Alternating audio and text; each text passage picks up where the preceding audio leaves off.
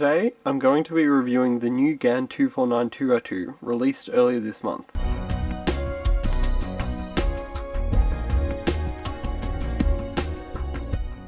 This one was given to me by speedcube.com.au, which is where I get most of my cubes. It's a 49mm cube, which is why it has the 49 in its name, and this is 1mm less than the standard 2x2 size. As a result, it does actually feel a bit smaller, but the difference isn't massive. I still feel quite comfortable turning the cube, and it still fits quite well in my hands, so I don't see this as a major issue. The cube uses GAN technology such as the iron plastic core and the GAN elasticity system V2, and because of this you need a special tool to tension the cube, but GAN does include this with the cube, so it's not a problem. The cube is only sold in a stickless version.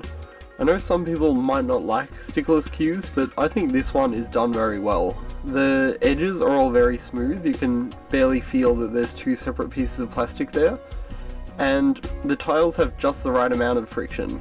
Like, I find that they're still smooth, but you can get a bit of grip on them, so the cube doesn't ever slip while you're solving. The cube also has a painted on logo, and this is also very smooth. You definitely can't feel it just by running your finger over it, so I think they've done the tiles very well overall. The turning speed of this cube is quite a lot slower than of other 2x2s you might be used to.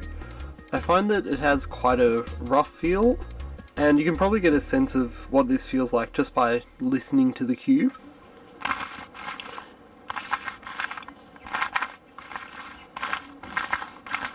Keep in mind this is still after lubing it with a lot of lubrical silk, so out of the box the cube does feel quite rough. I'm generally someone who likes more controllable cubes because I have quite a rough turning style, but I find that this one, especially out of the box, was just a bit too slow. The friction between the pieces makes you feel like you could be solving faster, so I think that is a bit of an issue with this cube.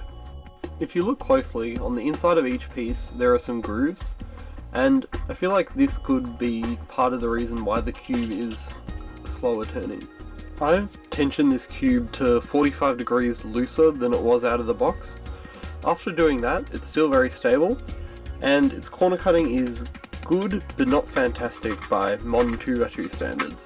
So if we try to corner cut 45 degrees, you can kind of do it, but it does definitely require a bit of force. If we do much more than that, it just can't at all. The reverse corner cutting is quite good, so if we turn it to the boundary of kind of the curve in the pieces, we can do that. If we go a bit more, still no issue.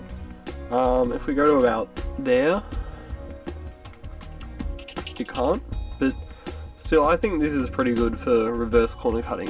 I think for some people this corner cutting is fine, but for me I think it is a bit of a limitation because I'm quite a rough turner. So overall I wouldn't say the corner cutting is bad, but it just could be a little bit better. In terms of locking up and catching, this cube isn't terrible, but it probably could be better.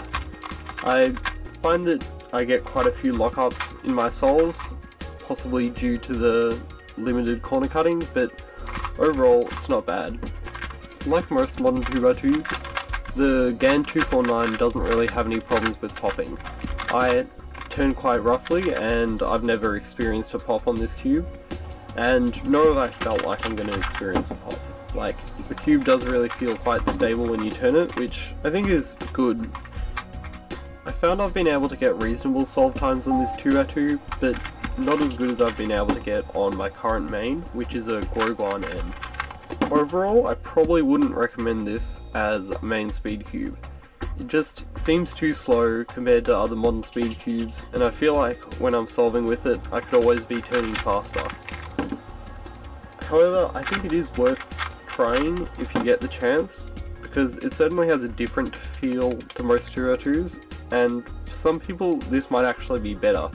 Some people might prefer the slightly slower, potentially more controllable feel of this 2x2. So if you ever get the chance at a competition or a meetup or anything, I think you definitely should try this 2x2 and see if you like it.